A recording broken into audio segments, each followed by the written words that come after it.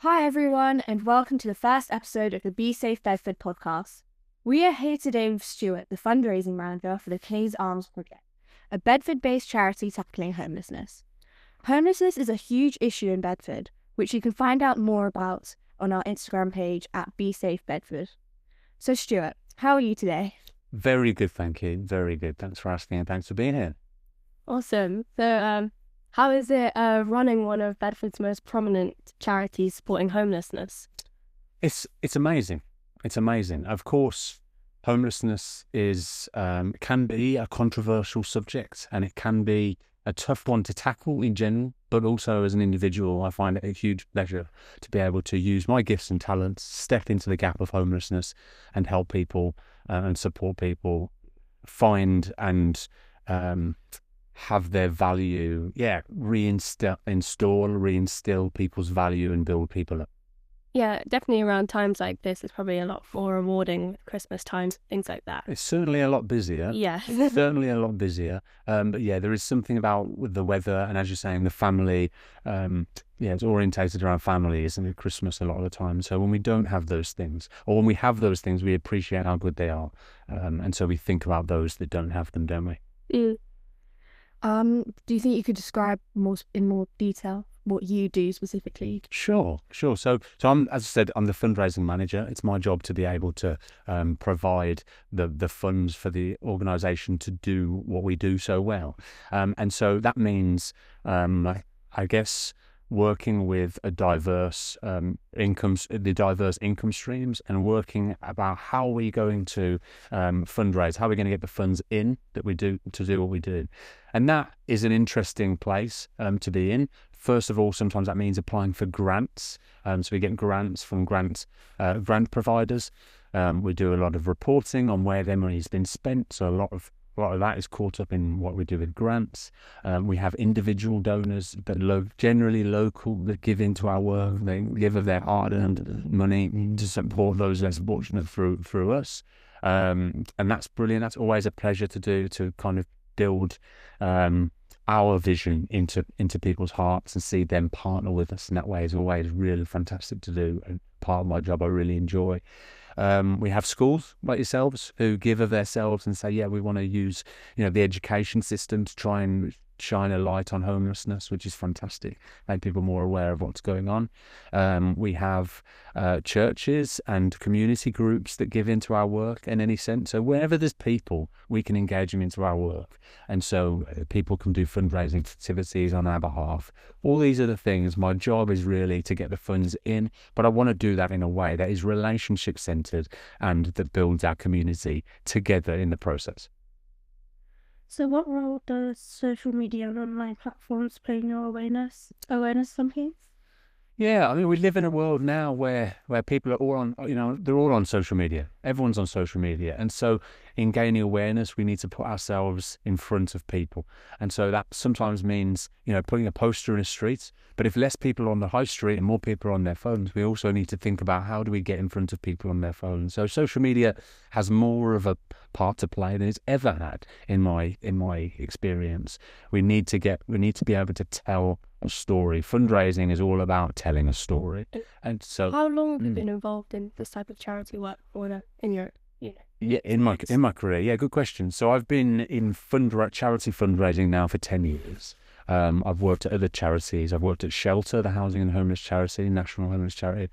I've worked at World Vision, international humanitarian aid charity, and I've worked with the King's Arms Project now for 3 years. What made you so passionate or driven towards charity work specifically with homeless people? Yeah, 10 years ago, I fell into fundraising really as a stopgap for me. I was looking for a job. I was told about fundraising for Shelter, and I was stopping people on the street and telling them about Shelter and getting them to give regularly to what we do. Started it and thought I can do this for a couple of months while I find something else. Really enjoyed it, found I was pretty good at it, and so realised that I guess I've got an ability to be able to stop people and tell people about the things I'm passionate about. I can either use that, I can abuse that, right? I can use it for other things. So I could use it and say, I'm going to passionately bear my, or use my sales technique to tell people about a car, and they can buy a car, and I can get me money, and I can get them a nice car, and I can make a business richer. Or actually, there's a gap here to be able to use it to have more meaning and help people that are less fortunate. And I find that fundraising is that perfect gap of kind of, you're selling something in the way of you're representing it passionately, but when someone takes your offer of doing that, so giving to the charity, there's a sense of meaning that you can both partner with. You know, you give to a charity, you feel good for doing that. It's a good thing to do.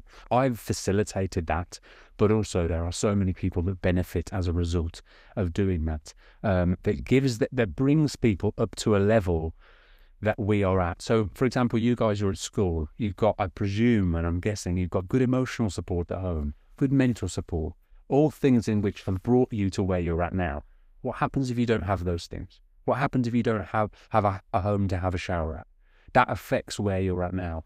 And I think there's several things in which, even to buy a car, like I talked about, you have to have various, what we call it, it's called Maslow's hierarchy of needs. You've probably seen that before. Yeah. You've got various of those things. And once you've got those, you can then look out from the foundation, like you build yourself to a stage, you walk up on the stage using, shelter and food and all these things. Then you can look and say, what do I want to do with my career? But if you don't have that stage, the way you look at life is completely different. And with homelessness, having a home is the foundation of my life, and it allows me to make so many decisions on what I want to do with my life. And life's not always easy, is it? But imagine not having a home to make those decisions from. It's completely different. And so I find, for me personally, how can I use my ability to share what I believe in a context that is really important, rather than just making the rich richer and the poor poorer. I want to make sure that people have an equal chance in life. And so as long as I work and use that skill, as it were, to in a kind of context that I believe in, like the King's Arms Project, I'm very content in what I do. Life isn't all about how much you earn. It's sometimes about the meaning that you get from your existence, in effect. Yeah, I think it's really important that charities have these types of people like yourself who are really passionate about, the foundations of what is needed to be a successful human being, and seeing what people need and anticipating their needs. So I think that's really important. Thank you. So what sorts of services do you provide to homeless individuals seeking out at King's Arms? Yeah. So when it comes to homelessness, we have 3 teams that deal with homelessness. Our first team is an outreach team. So you can, if you're a Bedford citizen and homelessness has become a reality, you can come to 58 Harper Street, or you come to 56 or 58.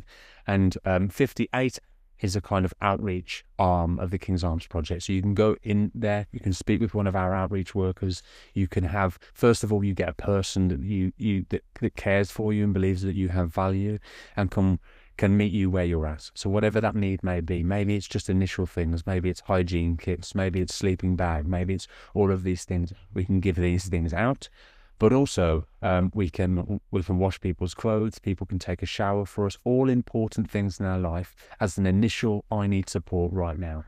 Our second team with the King's Arms Project is called Pathways.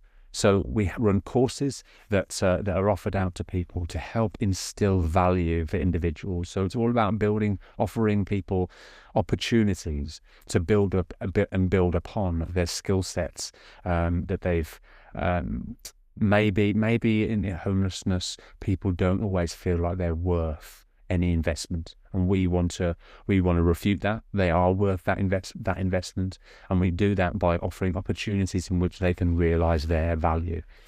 So we had a recent story about someone who was put on a fishing course. That really helped them settle because they were quite erratic. It helped them settle. They caught 12 fish in 4 hours. It was the best in the group. Wow. And the instructor who was Luke, he said, "You're really good at this. You should help teach other people." And that person couldn't believe that he was being given an opportunity after living for so long, being told, you just sit in the corner, you have no purpose. To be told, right, I'm going to give you some purpose, was really empowering for him. And so his mind starts to say, if I can do this, what else can I do? Really empowering, building people up and showing them that they've got a value, as we all do here, really important.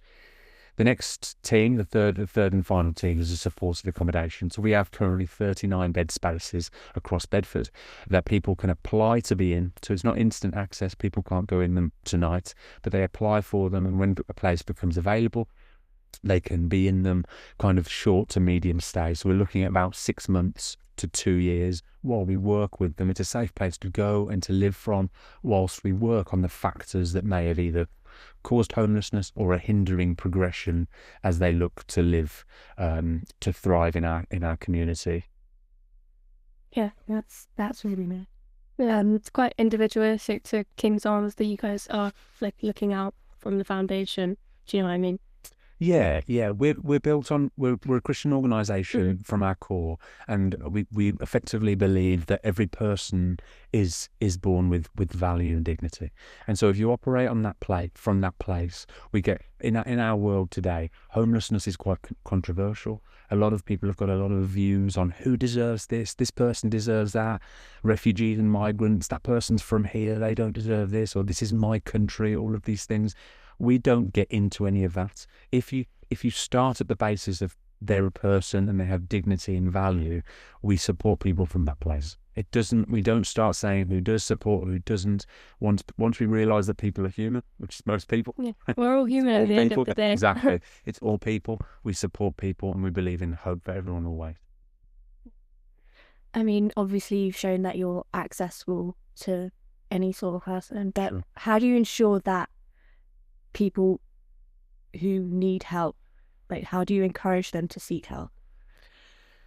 Yeah, I think the first things first is we can't force anybody to do anything. That's the first thing. It's about being there and being supportive to people, but some people don't want our support, some people don't want support, or the idea is so it's such a scary factor to come and open up to people that you don't know, especially when you've been let down by institutions or systems. The last thing you want to do then is open up to what you seem to be a system or another institution, but maybe you think is the King's Arms Project. We don't want to force anybody to do anything. But you're right. How do we keep ourselves open to people? First of all, I think the key is partnership with other organisations and businesses. So if we're doing our bit in awareness and being transparent and open about our work, we trust that people will share about what's open to them by our services. So we want to be here. We want to let as many people as we know as we can know about our work. But we do that for two reasons: not just to raise the money in my world, but also to raise the ability to say, "Oh, do you need support?" Well, the King's Arms Project are on 56 Harbour Street, and are there for you as well. That's really important. Have I answered that question? Is there another part of that? Like accessibility to homeless people is really important to you guys. Absolutely, yeah. It's there to exist. And I think there's an element of this is what we do. We don't do everything, but we have other organisations that do other things. So maybe food provision. We don't put on at the moment like a meal that people can come and have lunch at. There would be other organisations that do a meal, and that's their area. That's where they've said, yes, we can do this. We have said, no, that we can't do that at the moment. And as we work together, other organisations might say, go and see the King's Arms Project. And we might say to them, actually, you're better suited speaking to this organisation. If we meet together, we all serve homelessness in Bedford together, then we trust that people will point people to us if they think that we're better suited for that client's need. Yeah, so the process for someone seeking help seems quite simple through your organisation. I mean, or is there anything else that someone would need to know?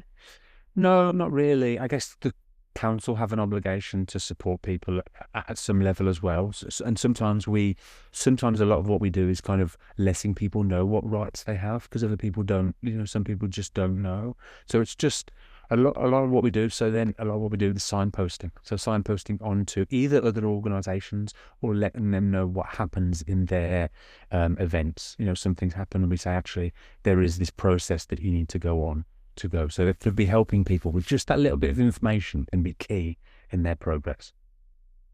Yeah, so a little movement can make a big change, I suppose. Of course it can, yeah. Yeah, due to so many information gaps, people just don't know what you said. Like, they don't know their rights. They don't know what they're allowed to be doing. That's right. It's not fair. No, it's not. It's not always, I mean, I guess that's what we exist for. So a lot of people ring us, they ask us certain questions. We may say, great, you'd be great for this course we've got on at the moment, or actually we know of something going on that's run by another organisation. It's very much working together, and we're client-centred, so whatever we can do to put the client first. And sometimes that means that other organisations will be better suited to serve a certain need, for example. What are some common misconceptions about homelessness that you encounter, and how do you address them? I think it comes back to the labelling thing and the idea of people deserving certain things. I think I think in all walks of life we have some people that ruin it for the rest, but it's important we don't paint everybody with the same brush. And I think the misconception is in that. We should be careful to not say these people are this because that one person was this. You know, we have people sometimes there's two elements here. One, not all homeless people are what we see on the street sometimes, right? So we've got street homelessness is what we call the tip of the iceberg. There are people that are living out of their cars or sofa surfing that are not the street homeless we see. And two, sometimes what we see of people is not what they would want to see of themselves either. Do you know what I mean? So they, again, starting at that place of dignity and value, even if they've turned to things that we might not agree, we still believe from a Christian standpoint that God doesn't give up on us, so we shouldn't give up on people. So it's not to say, okay, they did this and X, Y, and Z. We really want to support people if they're addicted. How can we support people with that addiction? How can we support people with maybe a violence or whatever that may be? We have to draw a line, of course, somewhere and certain places, yeah. But that's very much the last thing for us. Yeah, we want to instill that sense of value and show them that they can work on. Yeah, I think stereotyping is just so dangerous, especially when it comes to like vulnerable people, like homeless people, because then people neglect them and don't offer them help when really they can be helped and they can have a better life, but people just don't see it like that. That's right. Absolutely. We do it naturally, don't we? We see somebody and we start to say, "Oh, that person deserves," or "This is person this and this person this," but we're not given the beauty of the full context. We don't know why certain things have happened, and so we haven't walked a mile in their shoes, almost. And so we should be careful. All we're given when we're here, when we're in this building, is where that person's at the moment. And so we don't get into the nitty-gritty of where they were before. It doesn't matter. We have an obligation and a Christian duty from our foundations to say, this person has value. How can we help you? How can we offer our services? How can we come together to be able to support you in your circumstance? So over the years, for the past 3 years that you've been working here, what sort of changes have you seen in response to the King's Arms Project's work? Yeah, well, the biggest thing was last March we changed location. So we were out on in King's House as a tenant of their space, and so we were just using office space. So we didn't have our own identity. You couldn't drive past it, and you wouldn't know we were there. Now we're on a ring road, so people driving through Bedford are almost forced to see our very easy to see. Very easy to see, yeah. As you guys saw, as you were walking up the road, you saw exactly where we were. So the biggest thing has been our identity change. And I mean that both ways, as in awareness and people know to support the charity, but also we're now 100 metres or so off the high street. So people that need us know exactly where to go. And that's really reassuring for us that we're in the right place at the right time, and homelessness is rife at the moment, and we should be in the centre of it all to make sure that people have got the support they need. So obviously you guys require support to help fund your initiatives. Sure. So what are the biggest challenges you face in terms of getting that help?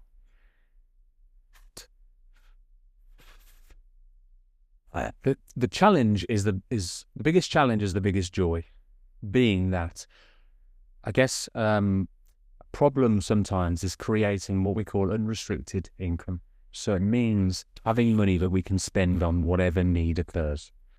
A lot of people, especially in the grants world, they want to give for certain things, and that's very admirable and lovely, and grants and is fantastic for projects. But sometimes you've got a project running, but something else happens. Let's say the lights go out or something else. And if you've got a restricted income, it means you can only use money for the project. You can't use money if the lights go out. but we all know how important lights are as it gets darker outside to operate. So you need the lights to operate, but you also need the project money. So it's about the challenge can be to create what's called unrestricted income, money that's just given to us with kind of no limits. But it's also the biggest blessing for us, because as a community-based organisation, we get to bring people in, like yourselves, show people exactly what we do, and have people partner with us and trust us to say this is an organisation. And walking people along that journey is fantastically encouraging for me, to have people not know anything about it and then suddenly realise who we are and go, actually, now that I've seen all of this, I want to support you. And that's a fantastic journey to be on. I'll give you an example of this. 2 years ago, we had someone who walked in off the, he'd given online, he donated to us online. And I said to him, why don't you come in see what we do? And I took him on a tour, and he got to the end of the tour, very inspired what he's doing, because I'd able to show him what he'd given into. And he said, Stuart, thank you so much for bringing the website to life. And like, to see that moment for him, where he had only seen us from sitting at home and searching homelessness on Google, to have this world brought to life for him, to suddenly go, this is what I've given to, was beautiful to walk alongside. That person now, 2 years later, continues to give into us as a bonding, because he understands our vision, he understands our goal, and so gives us a certain amount of money every month that we now can go, how does need present itself 2 years later? We've got this money to use on need. So the biggest problem is the biggest joy. Yeah, and I think that's why it's important that like individuals like ourselves who are looking into helping charities come and visit these places, because we can see what you guys are actually doing in real time. Right. I think that's really important. Yeah, and it's nice to see you've got such nice community spaces. It's very accessible. You can see it from outside.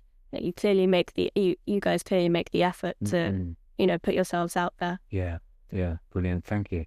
Yeah, and obviously it would be really helpful with members of the public like ourselves and our listeners to get involved with your organisation and bring us awareness or something like that. Yeah. So did you supply any volunteer roles or anything like that? Yeah, so at the moment we have our Bedford Winter Night Shelter, which is opening our doors every night at 7:30 for the homeless community to come in. Otherwise, they would otherwise find themselves sleeping on the streets. So that's an opportunity that we've had to put out to volunteers. So we've had over 100 volunteers express interest in doing that, and they've been put into a rota system to help out with that. Other volunteer opportunities, we kind of go case by case. So if opportunity presents itself, we put on to social media and our email newsletter to let people know. So what I would say to people is, if they're looking for opportunities with us at any capacity, whether that's to give time, treasure, or talent, is to keep your ear down to the ground with our social media. So if you've got Instagram, follow us at King's Arms Project, Facebook King's Arms Project, and Twitter Twitter or X if you still use. Yeah. I think that's it for today. Yeah. Brilliant. Thank you so much. Cool. It was very cooperative, very informative. Thank you so much. Good. Thank you so much for this opportunity to share what we do. We really need and rely on.